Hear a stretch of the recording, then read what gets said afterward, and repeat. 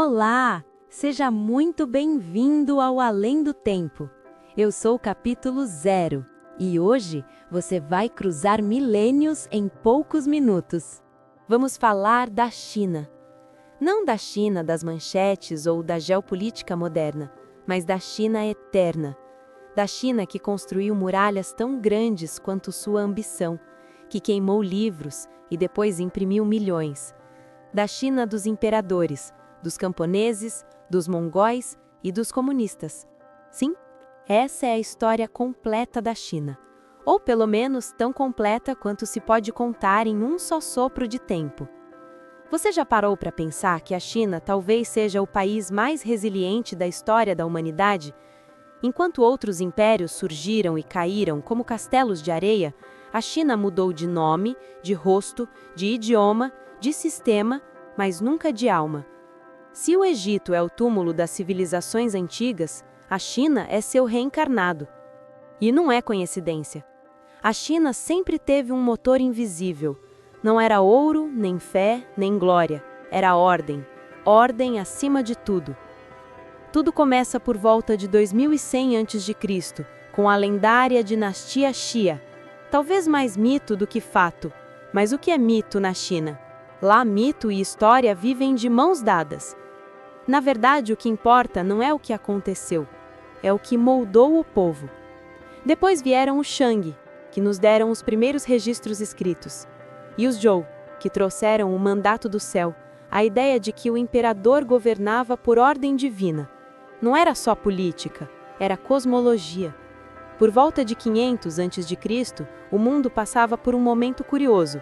Sócrates ensinava na Grécia, Buda caminhava na Índia, e na China, Confúcio e Lao Tse desenhavam o espírito de uma civilização inteira. Confúcio dizia, ordem é a base da paz. Lao Tse dizia, desordem é o começo da sabedoria. A China até hoje oscila entre esses dois polos. Em 221 a.C., surge o primeiro imperador, Qin Shi Huang. Foi ele quem deu à China seu nome. Qin se pronuncia Qin. Ele unificou pesos, medidas, escrita, estradas, e também enterrou estudiosos vivos e queimou livros.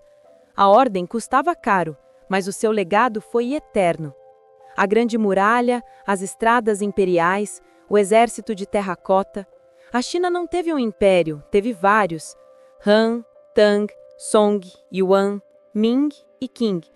Cada dinastia foi um ciclo. Auge, estabilidade, decadência, caos e renascimento. Enquanto a Europa ainda discutia o formato da Terra, os chineses já tinham inventado o bússola, o papel, a pólvora, a imprensa. O mundo devia muito à China, mesmo sem saber. Em 1271, os mongóis invadem. Kublai Khan funda a dinastia Yuan. Um império estrangeiro governa a China, mas não por muito tempo. A dinastia Ming expulsa os mongóis e ergue a muralha como nunca antes. Muralhas físicas, mentais, culturais. No século XIX, a China encontra seu maior inimigo, o Ocidente. Guerras do ópio, tratados desiguais, invasões japonesas, perda de Hong Kong.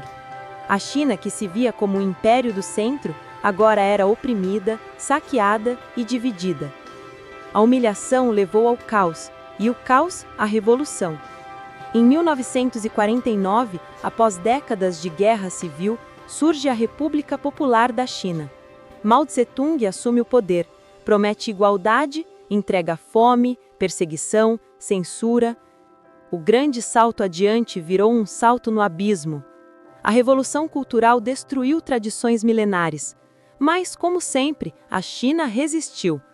Nos anos 80, sob Deng Xiaoping, a economia se abriu e o dragão acordou. Hoje a China é potência tecnológica, militar, econômica e cultural. Mas também é a vigilância, controle, censura. A mesma civilização que criou Confúcio hoje cria câmeras de reconhecimento facial em cada esquina. O império eterno, agora digital. A China é muitas.